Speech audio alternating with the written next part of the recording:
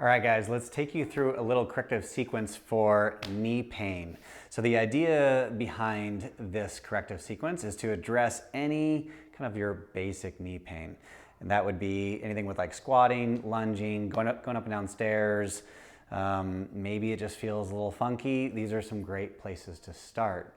That being said, the knee is and can be a complex part of the body. So this isn't a catch-all for everything, but again, it's a good place to start.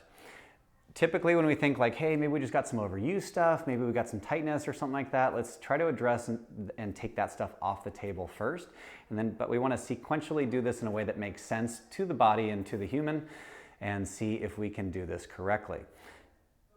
If we loosen some tissue or get some increased mobility, we want to reload those tissues. So that is going to be part of our sequence as well. Mobility is great, but we usually have to follow it up with something else, and that's important. This actually came out of a question from a coach that I know who asked me about an athlete, and I was like, well, this is going to be a good place to try. So this was the sequence that I gave him to give to his athlete to give it a try. So first thing we're going to do is, if we think about our knee here, remember our knee is between an ankle and a hip, which move in a whole lot more directions. So sometimes we can have some problems above and below. But sometimes when we just have some stuff kind of around the knee, and that was with this athlete, he had a little trouble kind of just above the knee. Sometimes we can have a little just below the knee, kind of like a little tendinitis, tendinopathy kind of issue. So what we want to try to do is see, can we address maybe some of this anterior and lateral tissue here, and even specifically just above that knee, and then also can we reload it? So the three tools that I have would be a foam roller, a lacrosse ball, and a kettlebell. So, and we're going to use them in that order. So I'm going to start with the foam roller. So what I'm going to do is I am going to first start by rolling my left quad here. And what I want you to do is we're going to lie down on this foam roller just on that left quad. I know everything that I'm wearing here is black, and so is the foam roller, so it might be hard to see. But I'm going to take this opposite leg. So in this case, my right leg, I'm going to pull it forward. That'll kind of lock out my back. And then I'm actually going to bend my left knee, my target knee that I'm rolling, and I'm just going to roll through the front side of that quad. I can also kind of like roll my leg kind of in and out and hit the outside of the quad, the inside of the quad. I'd say about 30 to 60 seconds here. Let's go ahead and get you on your side so we can go down that IT band, so that lateral tissue, that lateral quad as well. Remember, you got bony things in the hip and bony things on the outside of the knee, so try to stay on the meat down the middle of that thigh. If it's too tender, remember you're holding yourself up with this in your hands, so a little bit of pressure there is okay, just as long as it's tolerable. None of this should be super painful. Okay, same thing, 30 to 60 seconds. You know, you might as well go ahead and do both sides. Next thing we're gonna do is we're gonna take this lacrosse ball, and what we're gonna do is a little tack and stretch. So the nice thing with a lacrosse ball or any kind of mobility ball is it should have like some tackiness, be able to get a good purchase on that skin. I'll do this facing this way so you guys can see more specifically, and hopefully this works. I'm gonna take that ball, I'm gonna put it just above my knee, and then I'm gonna tack that thing down on the ground like that. I'm again gonna take that opposite leg, so my right leg, and pull it forward, and then I'm just gonna bend that knee back and forth. So if I have some just like sticky layers or something that's like a little tight and tender, sometimes this just helps make sure things are moving a little bit more. Again, none of this should be super painful. If it is, you can move it around.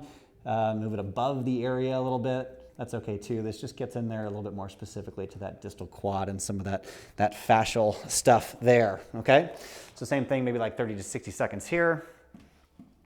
Now, we need to reload.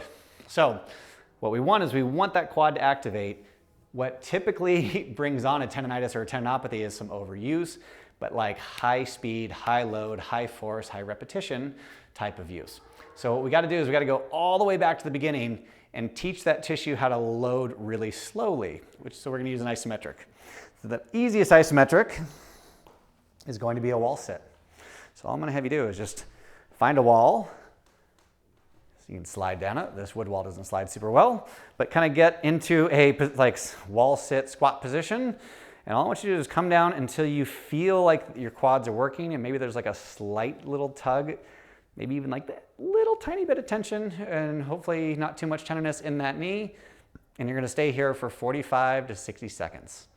We're gonna do 2 to 3 rounds of that. Now, we can be a little bit above it. We can be a little deeper than that. I don't care too much. I just don't want this to be supremely painful. A little bit of discomfort is okay, but it needs to feel kind of like therapeutic, if that makes sense. So again, 3 rounds of about 45 to 60 seconds. Then the last part is we're gonna reload that, assuming that that feels okay. We're gonna reload it with a really slow tempo goblet squat. You can do this with an air squat also, but if we go really slow and we use a light enough weight, that goblet squat, so adding weight to it, should make it just that much more effective. Again, a little tiny bit of pain with this is okay, but we don't want very much. So I'm gonna take that goblet squat, or that goblet, and kind of hold it in front of me, get my feet in my squat stance. I'm gonna drop down nice and slow into the bottom of my squat. I'm gonna pause here for a couple of seconds and then slowly come back up. So let's think like 1 1,000, 2 1,000, 3 1,000, same thing, 1 1,000, 2 1,000, 3 1,000, 1 1,000, 2 1,000, 3 1,000. Let's shoot for like a couple of sets of, say, 10 of those. And then now we've been able to do really slow, like isometric loading, and then slow controlled loading as well through range of motion. Let's try to avoid the running, the jumping, the high force, high velocity, high repetition movements. Because again, that tissue is breaking down a little bit and getting irritated because it's losing its tension tolerance. Let's rebuild it. So take a little bit of basic tension off the surrounding areas so that things glide better, and then reload that tissue. Give it a try.